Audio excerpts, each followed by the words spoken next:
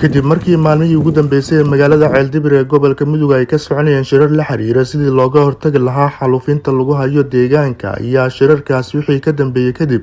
maamulkii ilaamaha ammaanka ee magaaladaasi Ceeldibir waxay bilaabeen howlgallo lagula dagaalamayo dadka ku hoolan xalufinta dhirta kuwaas oo dhirta ka dhigi jiray dhuxul isla markaana u suuq geyn jiray deegaano badan oo ka tirsan gobolka Mudug.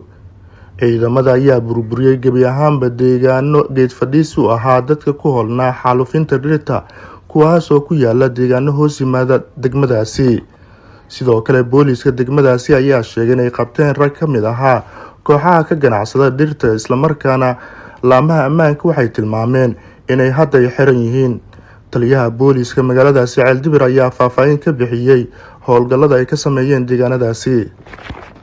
لكن عالساري روح أقول لمس بحول الشذي هذا أنا أكون بعد جوبن كتيرنا هذا لو تاسول عيسى وحلاها ذاك كوان توبة طلع بلاد طلاب بلاد وأنا وذني وحلاها والكذا هذا معنتي وحقول ضمبيشي لقعتين جدي يجدويه يديجانك يحميه يلا أنت جدويه لقعتين إن قارئ لوجو نكان الحرة حلاها ولا يلا معنتك بعدي أنت لا شيء اللي جتك ما صورة قلها هانس نك على قوانية نك الشيء على قوانية والحرية حبس على الدقيقة ساعة ما كنا مستنى تولد وجود بيننا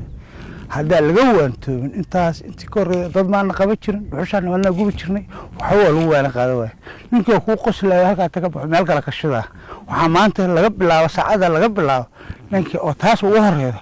نك الوحش الشذا اللي بكعنا يا الشذا لنا يا الله سوق هذا لنا يا دبكو طاران لنا وحلا وحي أن رادكاس أن كلها لنا